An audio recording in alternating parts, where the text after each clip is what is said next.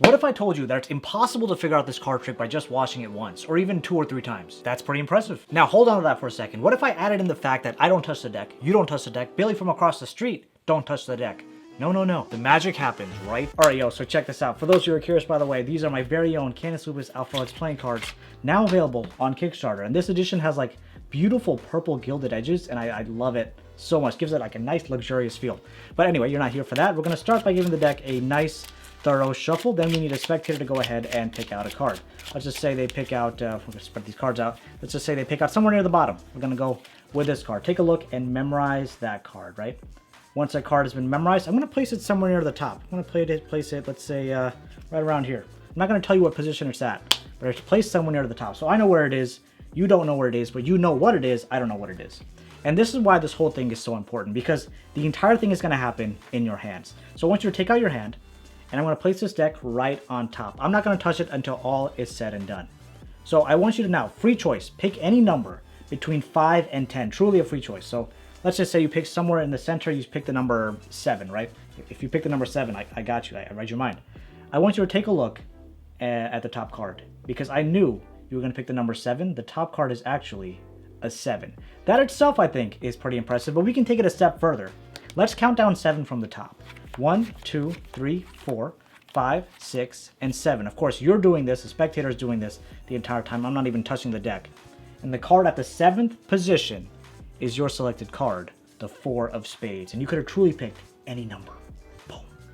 What up, crew? It is not Magic Monday. So what are we doing here? It was just a busy weekend with the launch of my Kickstarter, so just everything got delayed. But this is still your place, so learn Magic, master your performance, and captivate audiences. The effect I'm sharing with you is called Magic in Your Own Hands by John Scarn, or Scarney. I've heard it pronounced both ways. Now this is a fairly simple effect, which gives you a lot more time to focus on my deck of playing cards, which are live on Kickstarter, by the way. We've raised to just a little over 60% with 16 days remaining. I don't really know if I mentioned that before.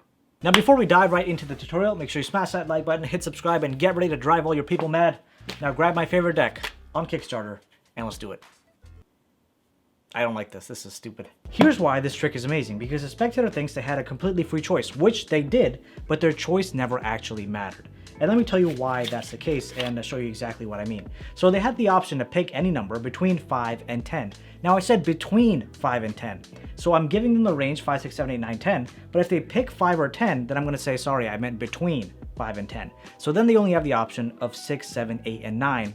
And that's what this whole trick really plays off of. Look at those claw marks shine. It looks so freaking amazing. But let's pick it up from the top and I'll show you exactly how it's done. So there is a bit of a setup involved, yet I'd still rank this at maybe a high level beginner type effect.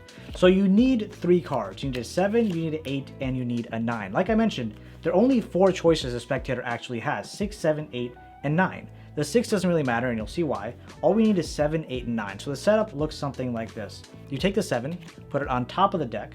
You take the 9, you turn it over on the bottom of the deck like this, and you take the 8, put that on the bottom of the deck as well. So from the bottom, the deck looks like this. From the top, I guess it looks like what it normally looks like, but the top card is the 7. Now, for this setup, you're all set to go. You can either give the deck a false shuffle or false cut at this point, which I would highly, highly recommend. So I have a tutorial on the full deck false shuffle. That's, I guess, a lot more advanced, so maybe that's not something I'd recommend. But if you do want to check it out, I'll put the link on the screen. You can check it out. It'll teach you so much. But here's a very simple thing you can do. This is a false cut that I love to use all the time.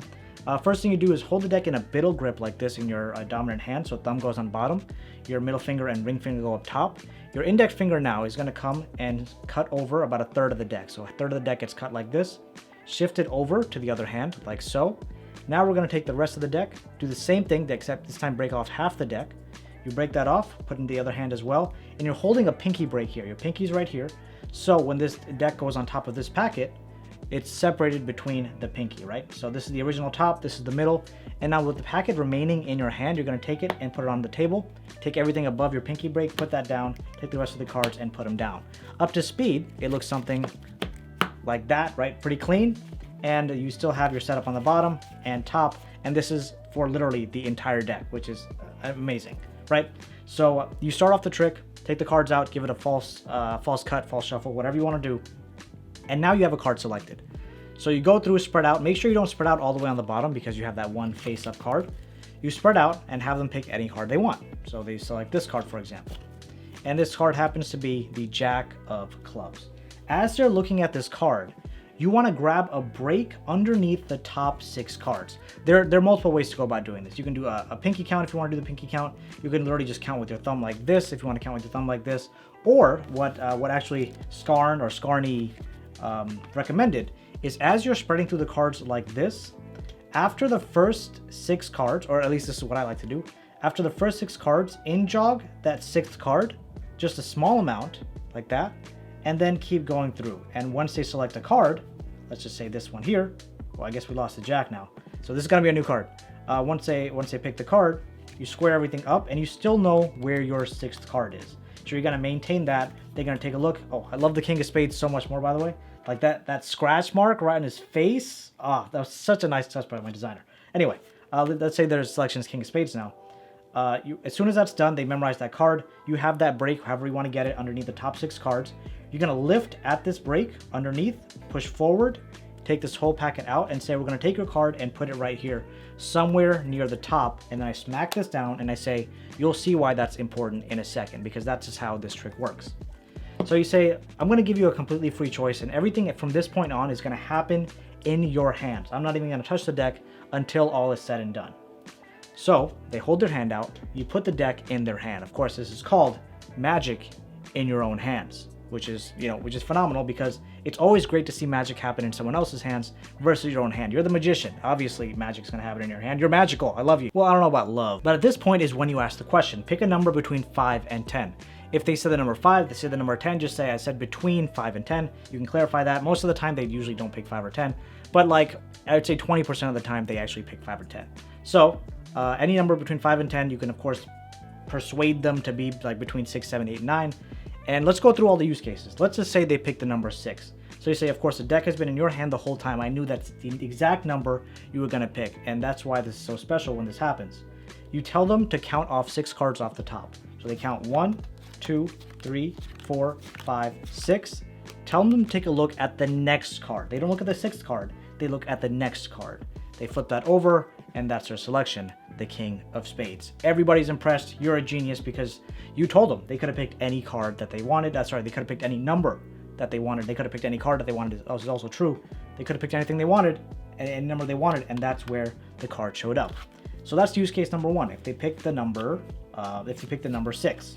Now, if they pick the number 7, like I did in my performance, you just flip the top card over, or they flip the top card over. It's in their hands. And you say, look at that. I knew you were going to pick the number 7. That's why the top card is a 7. Now you're going to include the number 7 in your count. You're going to count 1, 2, 3, 4, 5, 6, 7. And this time you're actually going to take a look at the 7th card, not the 7 and the next card. You're going to take a look at the 7th card itself, flip it over. That is the spectator's selected card, the King of Spades. Again, also very impressive. Make sure to drive home the fact that they could have selected any number that they wanted, and you put the card in one specific location, because that's really the selling point of this whole effect. All right, let's go through the next. So 6, we covered 6, we covered 7. 1, 2, 3, 4, 5, 6. Yep, we covered 6, 7. Now 8. Like I mentioned, I had you put an 8 on the bottom of the deck. This, honestly, I'm not gonna lie, this is my least favorite one, because I feel like this one's a bit sketchy, if I'm not gonna lie. I tried to think of ideas on how to change it. I thought of one, but then they made it a lot more difficult of a card trick versus I want it to be easy. So if the deck's in their hand, they say the number 8, ask them to flip the deck over and say, I knew you were going to pick the number 8. They flip it over, and there's the number 8.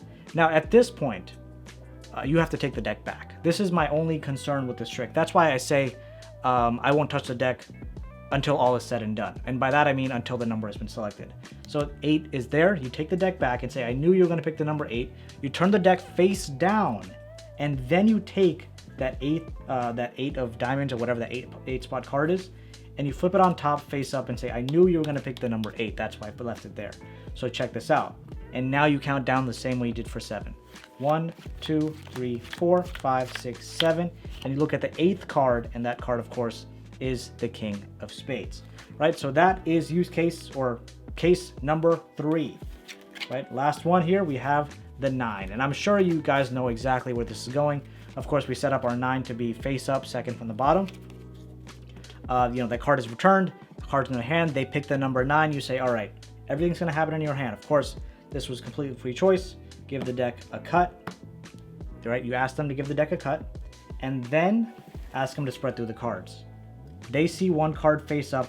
They're immediately going to think it's their card in the beginning and say, what number is that? They say the number 9. I knew you were going to pick the number 9. And then you ask them to count down from 9, right? So this is 1, 2, 3, 4, 5, 6, 7, 8. Take a look at the 9th card, all right? And that is, once again, their selected card, the King of Spades. Different every time, but whatever number the spectator picks, you're going to kill it. Like I mentioned, these playing cards are live on Kickstarter. They've been my passion project for quite some time now, so I would love to see them get funded. If that's something that you can help out with, I would be forever grateful. As always, a huge shout out to all my Patreon producers, and thank you, love you, see you soon.